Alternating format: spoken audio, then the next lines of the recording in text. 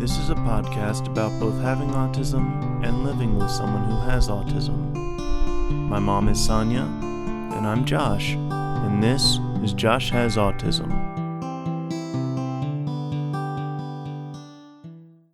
Hey everybody, welcome to Josh Has Autism. Hello. Last week we talked about superheroes. Yeah. And I think... Was that only last week? It was only last week. And also, by the time we did that, people said that I was kind of elevated in that one. I had been a couple nights without sleep. Yeah. And yes, so by the time we did the podcast for last week, I was pretty wound up. Sometimes you're so tired and you can't go anymore, and then you just get to a point where you're so tired that you just... Wake up. Kind of, and you're not your normal self. Yeah. So, yeah, that's what was going on there. Okay. But anyway, I enjoyed the podcast with you, but I'm okay. I was just without sleep for the last one. There are a couple things that I want to talk to you about today, and one of the big ones that I'd like to, like a couple follow-up questions. Okay.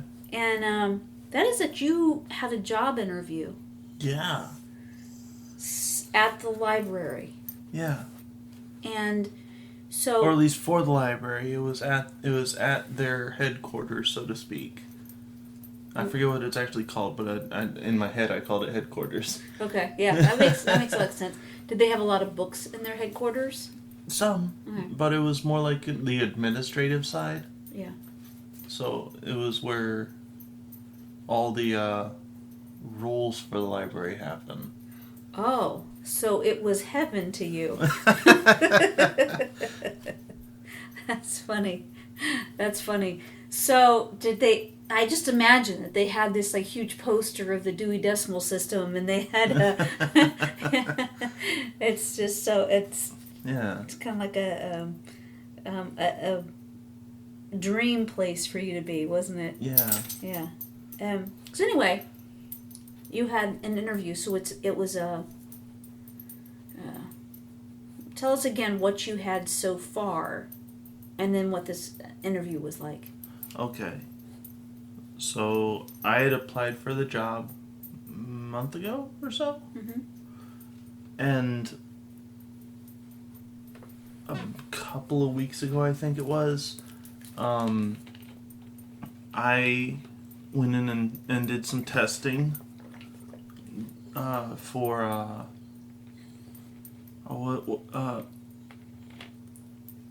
alphanumeric test. Was what it was called. So that was the second phase. Yes. Okay. Now, 2 days ago, I had an interview with what I jokingly called, even with them, I jokingly called them the triumvirate heads of the library system there. Why? Because they were in charge of the big 3 libraries that were in Newport News. Nice. Yeah. Nice. That's awesome. Yeah. They'd all chuckled a little bit at that, so yeah, that was pretty cool. Yep. And were you nervous? No. That's the weird thing. I was not nervous at all.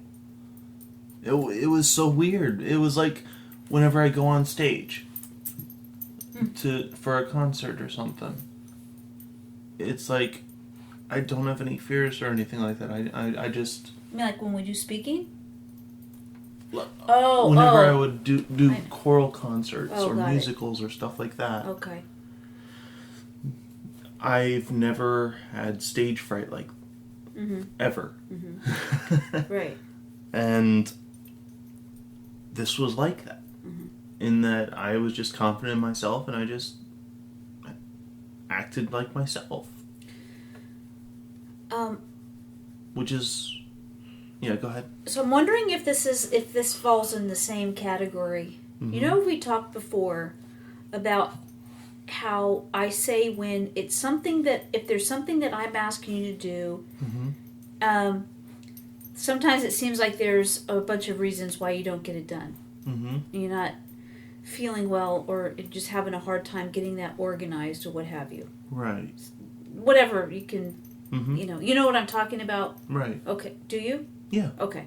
So those times when you don't get something accomplished because, and you just seem like you're not really together. Right. And then there's those things that, if it's something that you really want to do, you have things organized. Yeah. You have things together that you need. You have planned ahead. Yeah. And it's kind of been a point of strife for the two of us for a while, and I would say mainly for me, because I would go, hey, how can you do that? You can't do it when I am asking you to do something that's reasonable to be asking, but you can do it when it's something you want to do. And you have described to me before, whether I like the answer or not, what you described to me is that when it's something that is matters to you, when it's something that is just maybe an innate part of your being, mm-hmm. like your desire in this case to be in a library mm-hmm. and working, but so when you would get ready for D&D, you have your things together. Yeah. You don't forget. I'm just making stuff up because I don't know what you need, but you don't forget a microphone. You don't forget camera. You don't forget to make sure that the computer's on and ready to go, and you have your soda sitting there. You know what I mean? Yeah, yeah. You go through those steps, and you're able to organize them. And I'm wondering if there's something that's similar in this situation versus when we lived in Florida and you were trying to go get an internship for some jobs down there mm-hmm. that were not in a library. Right. That seemed very stressful to you. Yeah. Part of it, I think, for that was, yes, I didn't really want to do that kind of job. Like, deep down, I really didn't want to do that kind of work. Mm-hmm. On top of that, though, I was also really fancily dressed up. Mm-hmm. And this is for a working class job that I was in Florida. So I really felt uncomfortable doing that. You were dressed up for those jobs? I was dressed up for those interviews, yes. Mm-hmm. Like, because it was for an internship. Right. That you had to have in order to go to the college. Yeah. Even though that it was a little bit confusing. Yeah. At the time, it still is. Yeah. But so other interviews that you've gone on. Mm-hmm. So my question is specifically, mm-hmm. did it fall in those categories? Did it just seem like the interview just flowed and felt great to you? Yeah. Whether you get it or not, you feel good about the interview. Yes. And so my question is it like similar in that this is something that you really want, therefore you felt confident and you felt at ease, just like you feel confident and at ease, and you have this this ability to the think switch ahead, turned on. to think ahead, yeah. and to be available. Yeah. When you're doing something you want to do. Right. You think that this was the same thing because it's something that you really want to do. I think so. So does working in this interview lasted how long? About, I don't know how long. It was 40 minutes or so, I guess. Mm-hmm. Was how long they estimated it would take. Mm-hmm. But I think that's about how long it was. Mm-hmm. And you feel like the whole thing went well? Yeah. Were you comfortable? I was very comfortable.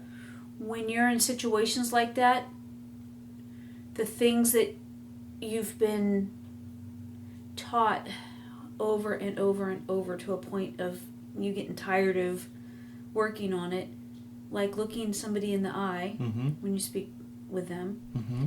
Did that come naturally to you at the interview, or were you consciously thinking about what you needed to do? What I thought was funny in that regards was that most of the time they were hunched over their papers writing stuff down. Oh, so you didn't have to. Yeah. Okay. Okay. Like they'd sometimes look at me in the eye Mm-hmm. and everything, Mm-hmm. and I would look them back in the eye. Mm-hmm. But it was. I thought that specific part of it was kind of funny that they were hunched over writing stuff. So you're saying that it occurred to you that you don't have to look them in the eye because they're not looking at you? Yes.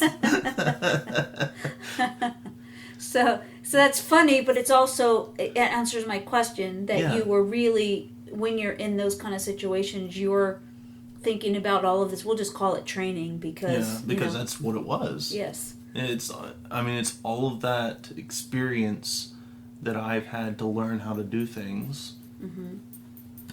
And it's made it so that it's very,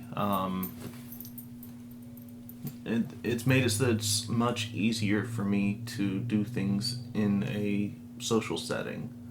Yeah. So the repetition that made you crazy growing up has paid off in different situations now. Yes. Right. I think part of it as well, at least in regards to this interview, was, I know I've mentioned it before, where in stressful situations, I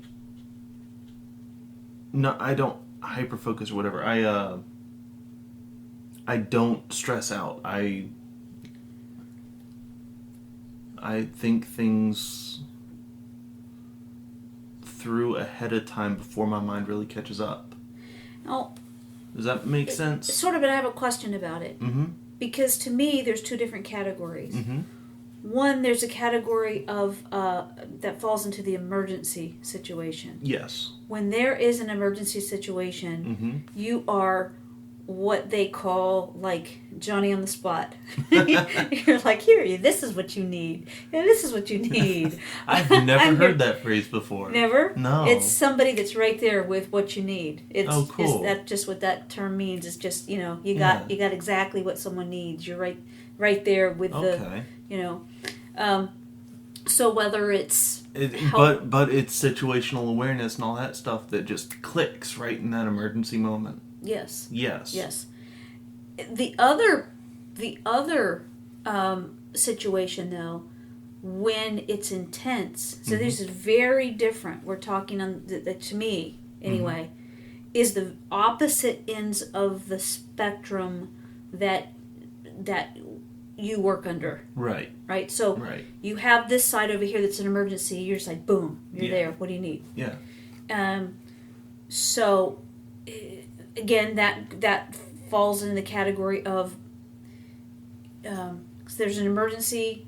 You're going to get something to stop swelling, stop bleeding. You're going to call 911 if need be. Those kinds of things. So you have the calmness. You have mental calmness in those mental clarity even. And right.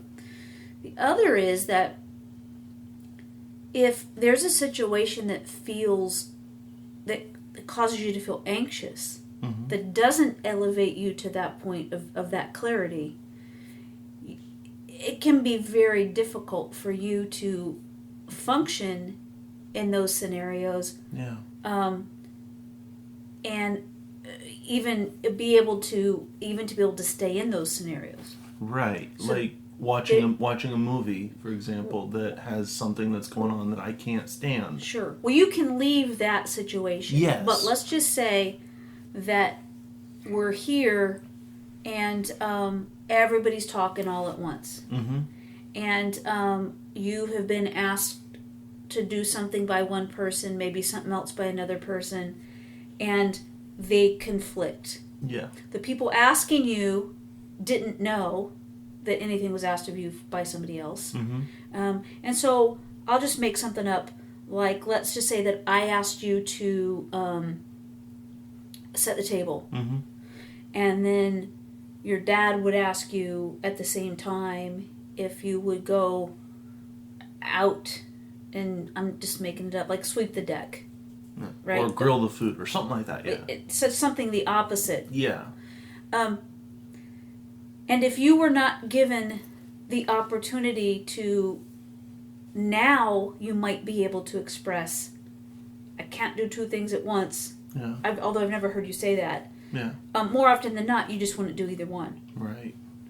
So what I'm saying is that there's this heightened emergency situation, but then there's something less than that that's not urgent, but it creates stress Right. in you. Right. And so when those things happen, oftentimes you have to leave, Mm-hmm. or you don't do anything, or, and it's worst case if people keep coming at you, if that situation keeps coming at you, you will kind of make a fist and put your arms up and go, just not fisticuffs hands up. No. But No, just like but kind of over the top of your head. Yeah. And there's been times where you say to me, you have literally verbatim said to me, stop talking, and then you're like, I don't mean to be disrespectful, and then I just give you a minute. Yeah. Or 2 or 5. Yeah. Whatever you need. Right. Because there are those times when too much is just too much. And so, in this interview, I'm wondering, did you not feel any of that angst that you do when... Because there were 3... I'm not angsty. Well, there are 3 people there. Right.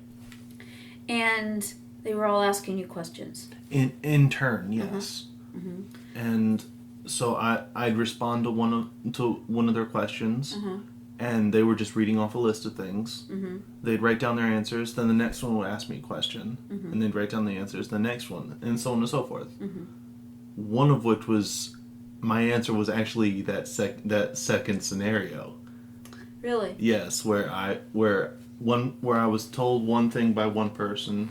Oh. And another person told me to do something else at the same time. What would you do? Oh. I told them from experience I would have to clarify from them which one they wanted me to do first. Oh, right. Nice. So nice. Yes. Nice. This isn't about me at all, but I have to tell you, I'm feeling pretty good about all the badgering that I've done your entire life, that it actually paid off somewhere. So yeah, that's pretty cool. Yeah.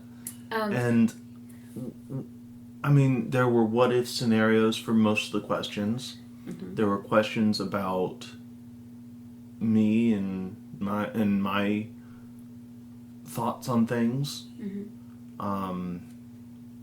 There were. It almost felt informal while still being semi-formal. Mm-hmm. But again, just for my clarity on this, you felt. Do you think that it's because it's a library job that lent to you feeling so comfortable? I think that's part of it, yes. I think another part of it, though, is that these people were wanting to work with me. They were very accepting of me. They were very, what's the word? Very, accommodating. Mm-hmm. And it really helped out whenever I would stumble sometimes. One of the first couple of questions, I started talking and that happened. Yeah. And I'm like, I'm sorry. Give me a sec. Sometimes my words get a little bit jumbled. Mm-hmm. And they chuckled a little bit and said, "That's okay. Take your time." Mm-hmm. So yeah, they were very accepting and accommodating for me. Yeah, nice. Yeah. So you felt welcomed and yes. Yeah. And it certainly helped seeing as many psychiatrists as I have. Because by having that experience with psychiatrists, they're the ones who don't prescribe medicine, correct? A psychologist. So you have, throughout your life, you've seen two different. You've seen a psychologist or a therapist, psychologist, and then you've seen the psychiatrist The psychiatrist is the one that prescribes the medicine. Okay, so not that one, I don't think. Well, maybe a mix between the two. But yeah, some of them have also done therapy. Yeah, and you've had those kind of conversations. Yeah. Right. But there have been times where I've had to meet a new person shortly after meeting a new person to work with me. Yes. So I had to adapt to getting used to explaining my thought process, the way that I feel, and being very open about it so that they can understand exactly where I'm coming from. Mm-hmm. So I think that also played a big part in me being feeling so welcomed. Right. And through all of that and the other training that you've had, I guess, I'm just using that word again, has really helped you to be very clear and accurate in describing how you feel. Yeah. Right. And honestly, all those, and doing this podcast. Because it's really helped me get in touch with how I feel about things. You've said that before about this podcast, and I just think that that's a byproduct that we didn't see coming. Right. Just like it's, for me, I understand you better than I ever did before. Right. And I also understand myself better than I have before. Mm-hmm. It's this is a place where I can just say how I feel, and not worry about, I don't know who's going to listen to this, but the bottom line is that it doesn't do me or anybody else any good if I pretend to be, someone you're not. right, Yeah. or more comfortable, or have the answers. Right. Because I don't. Right. You can only say what's worked for you. Mm-hmm. Yeah. And so, a question that I wonder about is, did you tell them that you have autism or no? I did, actually. Really? How did that come up? One of their questions was, would you say that you are very meticulous or very detail oriented? And I kid you not, I started laughing right there. I said, no. This may sound a little bit roundabout to answer your question, but I promise you it's directly related. And I don't know if I'm supposed to say this or not in these kind of things, but I'm autistic. And one of the things that I am very that brings along is that I am very meticulous and very detail oriented, and very I forget what else I said, but it was funny, and they laughed a little bit, and nodded their heads and everything. Right. So it was really cool. Mm-hmm. Wow. So you made a connection with them as well. So you made them feel comfortable too. That's pretty cool. Yeah. Right. Huh. That's interesting. Yeah. And so that interview was 2 days ago. Yes. And so what now? Now, I actually think I was one of their first interviews. Mm-hmm. So that was really cool. Mm-hmm. But I just have to wait for all the interviewees to be interviewed. Mm-hmm. And then I'll probably hear something back from them. Okay. Cool. Yeah. And this is a part-time job? Yes. Okay. Yes, part-time. And is it in the same library every time? Not necessarily, but more than likely. Like, there's the possibility of me going to a different library every now and then. Mm-hmm. He'd probably like that. Yeah. Yeah. Right. And it feels for you different than other jobs where you go from different locations. For you, this is because that's your favorite place to be. Yeah. It seems like you would be okay. Yeah. If you had different libraries that you went to. Yeah. Yeah, it's pretty cool. Yeah. So you feel and they're all in the local city. Mm-hmm. So there's I think 4 or 5 of them total, including the government ones. Mm-hmm. And their quote unquote headquarters. Yeah. So and the 3 that were there were in charge of the 3 different branches that actually had libraries. Oh. Yeah. Okay. All right. Cool. And including Grissom, Mm-hmm. which is the one that I actually did the alphanumeric test at. Mm-hmm. Was it the same person that was there? No. Okay. No.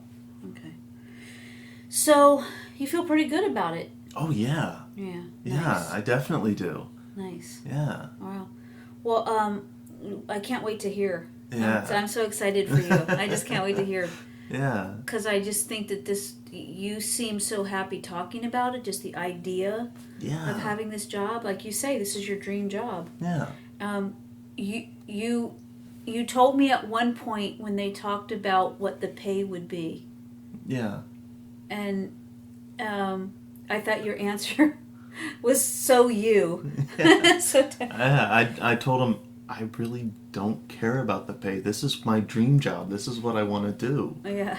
And I've always wanted to work in a library. It's one of my goals in life. Mm-hmm.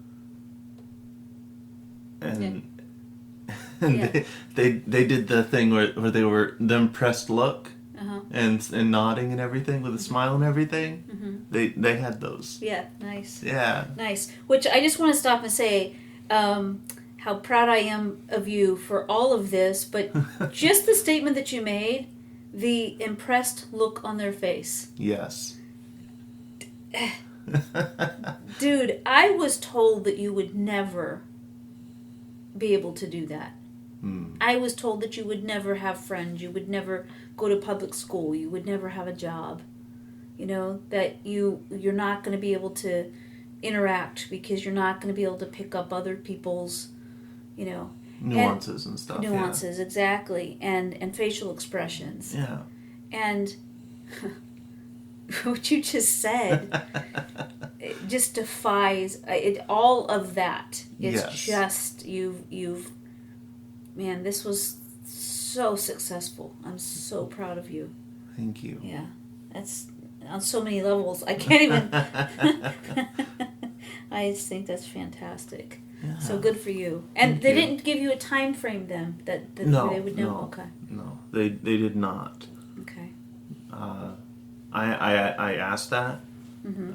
I said, I'm not sure if I'm supposed to ask this, so please tell me if it's a taboo question or not. But is there any time frame or expectations that I should have? Mm-hmm. And I said, nope, you're good. Yeah. And they didn't tell you? No. They said they don't know yet. Right. Okay, got it. Because they're still interviewing. Right. Right. Okay. Well, cool. I can't wait to hear how this, unfolds and what happens. I'm excited about it. Yeah. Woohoo! Yeah. Very cool. I have a couple of other things I want to ask you about and talk about. Mm-hmm. And one of them is that recently you've had some pretty big medication changes. Yes. And I just want to say, before you tell me anything, you went off of a heavy-duty medication that you had been on for a very long time called Abilify. Mm-hmm. I can say that your psychiatrist that you're seeing now was spot on when she said that she felt like you didn't need it and that it might be causing more harm than good. Right. Because since you've been off of that, you seem to have a clarity that you haven't had in quite a while. Yeah. That's what I'm observing anyway. Mm-hmm. How do you feel? I mean, do you, that's kind of a broad question. Do you feel that you have more? Are you able to articulate more? Yes, and stay on track and because they adjusted your medicine that you're taking for ADD as well. Yes. And that seems to be something that's really in the correct dosage now. Yes. So it's at a therapeutic level. Yes, absolutely. Yeah. I agree with that. Mm-hmm. And one of the cool things about it is that I notice it. What's that like? I mean, it's... I'm gonna butcher this phrasing, but there was a explanation that was given in the movie Kate and Leopold, where the guy was trying to explain to one of the doctors or nurses or whatever how he was feeling, and he said, I am like a dog who can see in colors and is trying to explain to other dogs just what the colors are. And no other dog will really believe him, but he knows what he sees. And it's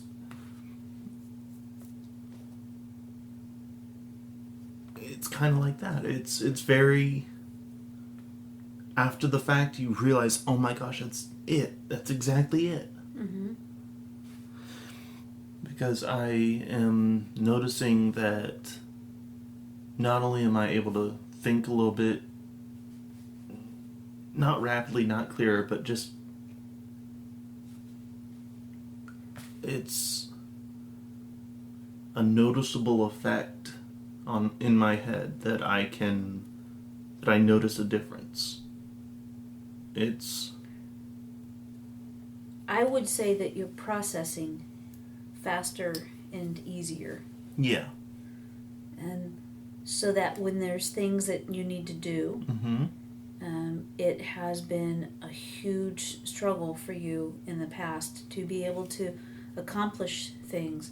If there's more than one step, it would be so cumbersome that a lot of times not only did the second step not get done, but the first one didn't either, because I couldn't remember them. Yeah. Right. You would feel overwhelmed. Yeah. And it seemed like there was this fog. Yeah, that's exactly it. And I would, but I now can see that and see that that fog was there. Whereas at the time, I didn't know what was going on. It just was really hard for you to accomplish anything. Right. And then because you were having a hard time accomplishing anything, you would feel really bad about yourself. Yes. And then when you felt really bad about yourself, you had a harder time accomplishing anything. Yeah. Because you felt so bad about yourself. Yeah. And so it was just this cycle. Yeah. That was pretty rough. And that was just internally. And then if you look outside of that, you have me asking you things. You have, RJ asking things of you. Other people asking things of you. And what you ended up doing was sleeping a lot. Oh my gosh, yeah. And not really accomplishing anything. Right. And so when your doctor... We had mentioned before that she has been methodical about your medication. Yes. And so she didn't do a bunch of things all at once, but when you first started seeing her... it would be one thing after another. Yes. But in steps. Yes. Yes, and would take care of the most immediate need, and then find the medication that worked. And Right. what was happening for a while there is that you would take, let's say for ADD, you would take something but it didn't work, so then you had to take something else. And while that change was happening, she didn't want to throw in another change. Right. She got to find out what that particular medication is doing. Right. The effects on you. Is it helping you? Is it right. side effects, what have you? So she got to this point and she said, all right, this is what I'd like to do. Because this doesn't look like this to me. Right. You've been put on this. I don't, but it doesn't look like this is what needs to happen. Right. So when she brought that up, you and I kind of went, huh?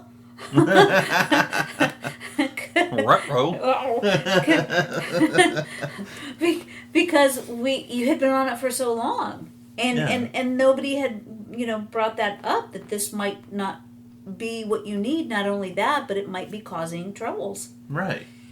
When she brought that up, I think we would say, okay, we don't know how this is going to look. Clearly, she was absolutely correct about that. Yeah. And I think she's going to be thrilled when you see her next week. Yeah. To find out how you're doing. I agree. So it is, to me, it's... medication is helpful, but clearly, in your situation, this particular medication was not. Right. It was detrimental to your well-being. Especially at the dosage that I was at. Mm-hmm. Yeah. Yeah. Yeah. So, you just have, even your eyes are clearer. Mm-hmm. You know, everything about you. I'm able to well, you will call me, or you will talk to me about things that need to be done.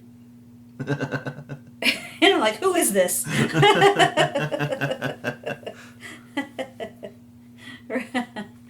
Yeah. Yes. And so I'm just things are going really well for you. Yeah. And I'm so happy to hear that. Yeah. And the last thing that I wanted to mention is that you are going to be back here full time, living here with us, and it's a full house. Yeah. So we're working on the arrangements. Yeah.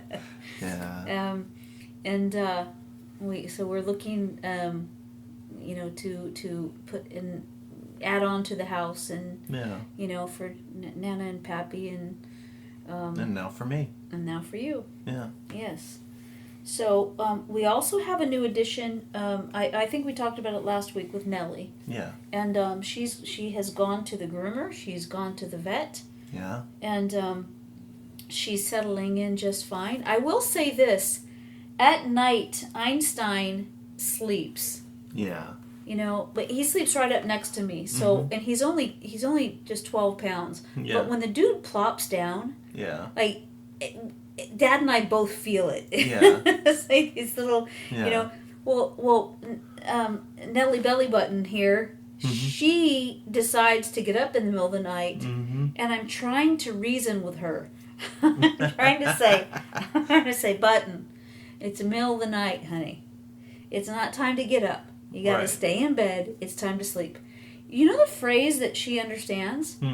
Lay down. Yeah. Yeah. I don't know if that's something that she's heard a lot of. She has. But she gets lay down. Yeah. And she'll look at me sometimes and I go, it's not time. Mm-hmm. You gotta lay down. So she lays down. Yeah. Yeah. So, but she's bigger. She's about 20 pounds, and... I'd say about 25, actually, because, she's muscle. She is. She's a Westie. Yeah. And she's just something else. Yeah. And, well, she might have been 25 pounds before she got groomed. Yeah, before she got the haircut. Now she's probably 20. But when she lays down, she doesn't plop down and jiggle the bed as much as Einstein. Yeah, Einstein will just plop right there. It's just funny. Yeah. Aww. I'm actually kind of reminded of there's a short video of a corgi running with a ball around a corner, and he just plops onto his side. And then squeaks the ball with his mouth. Those are your favorite dogs, aren't they? Yeah. Corgis. Yeah. They were adorable. Yeah. Yeah. All right. Well, is there anything else you want to talk about today? Not that I can think of, no. Okay. All right. Good deal. Good deal. Well, I'm proud of you for everything that you've accomplished. Yeah, I think it's outstanding. And I would just say to anybody and everybody that little guys that are told that they have autism, or girls, it's funny because where I'm from, guys incorporates all of yeah. But yes, any little ones that are diagnosed, for parents to know that no matter what the doctors say they are capable of doing, you can blaze past that. Yeah. That it takes time, it takes energy, it can be exhausting. You can lose a lot of hair. Yep. It can be, it can just be this, redundancy and uphill battle and all this. Mm-hmm. And, if I had listened to what they said about you, Josh, and just believed it, then I don't... Now, I'm not taking credit for that because I encouraged you. You did a lot of work. Yeah. I did a lot of work with you. Yeah. And I just feel like sometimes people will put others in categories, and it's not fair, and it's not reasonable. Right. And if I had believed them about you and didn't do all the interventions that we have done, yeah, you would. I don't think that you would be where you are. right. And I know that you, as well, have been on numerous occasions, been, for lack of a better way of saying it, put through hell, trying to make sure that I'm okay. And not just by me, but by other people as well. Well, yes. I think that when you're the parent of somebody on the spectrum, there's a whole bunch of people out there that don't understand. Right. And they get real judgy. Yeah. And they get opinionated. Yeah. And sometimes they're rude about it. Mm-hmm. And there's just they just don't have, they don't know. Right. And so in their ignorance, sometimes they're can be hurtful. Yeah. And, it's just, you got to keep going. You got to keep, you have to keep going. And so, yeah. Yes, it's not been an easy journey for either one of us. Right. It's been miserable at times. Yeah. And heartbreaking at times. Yeah. And then there's days like today. Where you nailed an interview. Yeah. And you have, been paired up with a doctor that believes in you and saw you underneath the fog of this medication. Yeah. And helped you to come out of that. Yeah. And I'm just so grateful for her. I'm grateful for you. And yeah, I'm just so proud of you. Thanks. All right. Well, I think that's a wrap. I do. Everybody, thank you so much for listening and hanging out with us. We just so appreciate you. Yeah. Please give us 5 stars because that helps us out a lot. People can find us, and that's really great. We are just so grateful to have you with us every single week. We look forward to it. Yeah. And we hope that you're happy and healthy, and hope you're having a great day. Love you. Bye.